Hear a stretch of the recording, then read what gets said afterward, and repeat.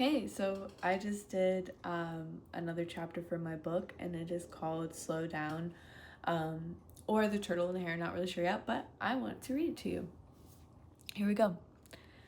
Before I was in elementary school, I knew the hare was a fool. Decades later, I find myself learning the hard way that I was just as ignorant. Childhood was weird in many ways, and one of those ways was running everywhere.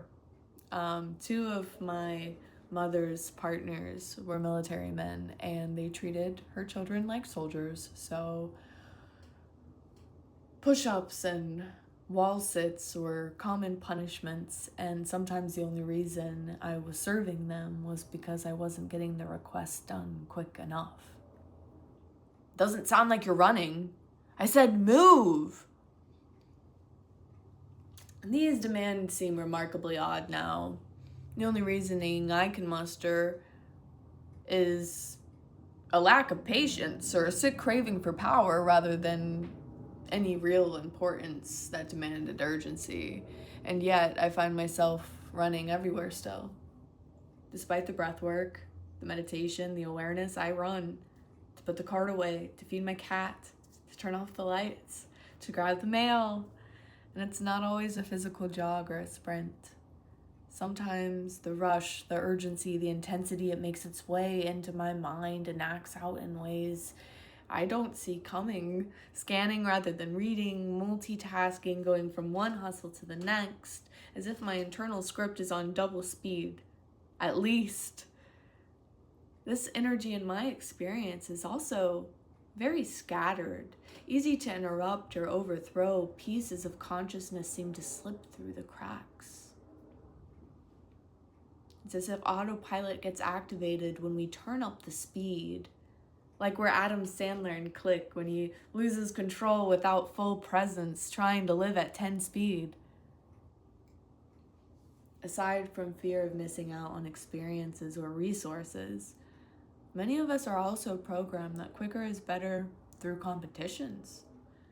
Being first is often measured through speed rather than comparing accuracy, meaning, detail, or innovation. First group to raise the money wins. First athlete to cross the finish line. First to solve the puzzle. I know I was so proud to turn the quiz in first. But then what? Now that the test is in the basket and everyone else is sitting around, what do? Why did I rush? To be handed more homework? Now I have to do more work? I fear I may have been rushing through so much, thinking I would get rest afterwards, only to find another task, another challenge. I've learned that if I don't pace myself, no one else will, especially in this day and age where output is valued more than our own well-being. I've noticed that inside, when I feel wound up, when I'm speeding through things, it feels like fight or flight. And I think it might be the exact same. It can't be good for my body to constantly be pushing the turbo button. And in contrast, presence and peace blossom in spaces of slowness, and people who can go as far to enter stillness reveal a mighty strength. I found that still and quiet strength recently. I found it outside of fear, outside of scarcity.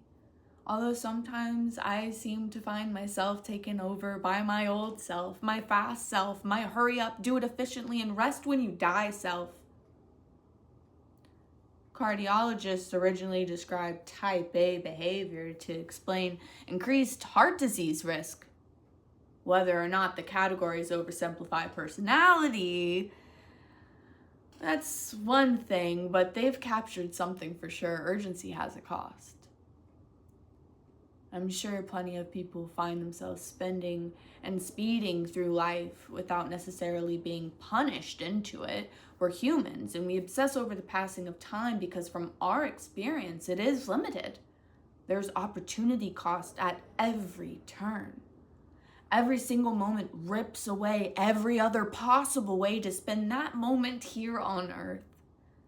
Talk about FOMO. It takes a lot to trust to know that we will experience what we came here for. And every choice we make is an opportunity to get to know ourselves deeper. So embrace that journey and go slow. Remember, the reward for rushing is always another race.